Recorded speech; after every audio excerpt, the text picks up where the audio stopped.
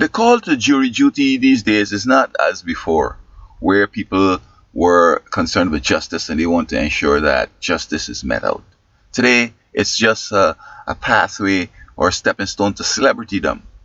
Now, as we see in many of these cases recently, in this Dunn case, in the Zimmerman case, basically the jurors having the agents or whoever contact the news media, and they're hoping that they can write books and they're going to get famous and they're going to make a whole bunch of money, when all they should have done is, dispense duty and just go home. And so they're doing stupid stuff, and the deliberation, you could see how these guys are dumb. Again, President Obama's Common Core is going to help us to have intelligent people out there that are going to make smart decisions. Now, of course, not everybody has the capacity to be intelligent or scholarly, but according to the lottery, an idiot might still be selected for a juror in spite of the effort that the president is making here to improve or stop the dumbing down of Americans and making sensible people. Now, in this case, one of the jurors is coming out and talking of their deliberations, and you can see it's just stupid stuff they were doing. I mean, I don't know what the judge's directions were, and somebody was saying that it depends on what the judge directs. But if I were a juror, and then of course you have people in the room there with a whole bunch of different agendas. I mean, some whites don't want him to be convicted, and they think that he has a right to kill blacks, so that they're gonna vote that way.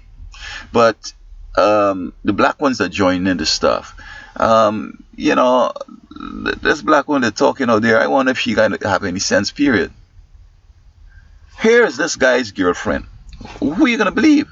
She says that he never discussed seen any gun or being afraid of any gun for a long while.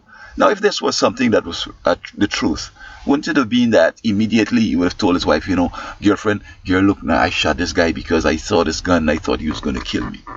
Okay. And then basically in Zimmerman's case, they were convinced that this guy was beating down this guy and all this kind of stuff. And the funny thing with this Dunn case, they're saying that we didn't see anything with race in this thing. I mean, this is the height of stupid stuff.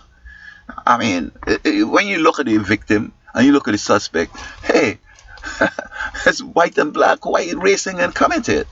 And it's in Florida, it's Jacksonville. Okay? So these black jurors now are becoming useless.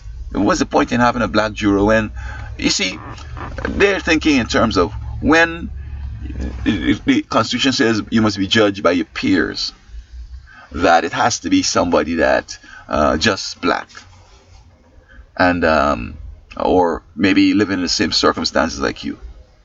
But I mean, it means that somebody who could understand where these people coming from. In other words, if you have a black person is the suspect and you have a black juror, he could internalize the evidence and everything and say, well, we know that this guy was systematically discriminated against. He has a good education, but they ensure that he didn't get any proper job, and he went out and robbed this bank at gunpoint. Should this guy go to jail for life?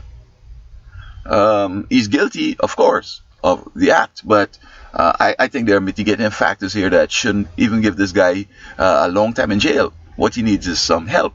He needs to be given something reasonable to let him understand that, this wasn't right to do. But ensure now that this guy gets a job, because I mean, if you were white, you would have been okay. You wouldn't have had to rob the bank because you would have had a big life, big car, big nice house, big this and that and whatever. The freeness that you get when you're white. So that is what I think the jury of your peers ought to be doing, not talking stupid and looking and saying, we were confused, we didn't know what to believe, we thought he was really scared, So if he's playing with voodoo and he gets an operation and he's scared, what it got to do with him translating that to kill somebody? And so basically the jurors now are just straight up looking for celebrityship, and they trying to craft something that's gonna sound real sexy, so that when they talk about it, everybody gonna say, "Wow, man, look at that jury, was so slick. Let me make them a celebrity. Let me get a book and let me make a movie out of the book and so on." And I think jurors have now to become selfless. It's not about me. It's not about me making money. It's about dispensing justice. And in this case, with the evidence that I've seen, where his big thing was that he's standing his ground. The car is speeding away. The danger is removing, if there were a danger, and he still continues to shoot. They show that this guy is crazy and he's out to kill as many blacks as he can. And since his girlfriend said that there was no gun, talked long time after the killing, there was no gun. And they're going to say, oh, well, after the cops found the car around the block and searched it, they did not find any gun. It's suggesting that somebody could have taken the gun out and hide it. Now, when these guys are so traumatized, their friend is dying, do you think that these young teenagers have the presence of mind to say, okay, you take the gun and go hide it over there in that bin? And usually, when there's an incident here of shooting and they stop the guy a mile away and they found him and they find a gun, the police normally cordon off, they form a kind of a line brigade, and they walk straight up looking. In other words, they want to scour every square inch of the place, make sure that he didn't throw it in the bush, and then they get divers to go and dive into the river and see if they find any gun in there. So they could have scouted around. Is there bins around? Anybody claimed that they heard some thump on the roof? Anybody discovered a gun in the yard? Anybody found a gun in the car that was around? No. Therefore, the guys had no gun. He didn't see any gun. He wanted to kill a black guy, thinking that he's going to come up with some fictitious story and he's going to become a celebrity. So I think that I'm calling again, we need professional jurors. We need people who understand the law, who are students in law. And that would also fulfill the pair thing. Because as long as he's black and he's experienced racism, he qualifies for the pairs. Because, again, not only that he might be the suspect, but also you know what victimology is. You know what victimization is because you've experienced it. So I think that this is where we need to go and stop this jury kind of celebrity seeking.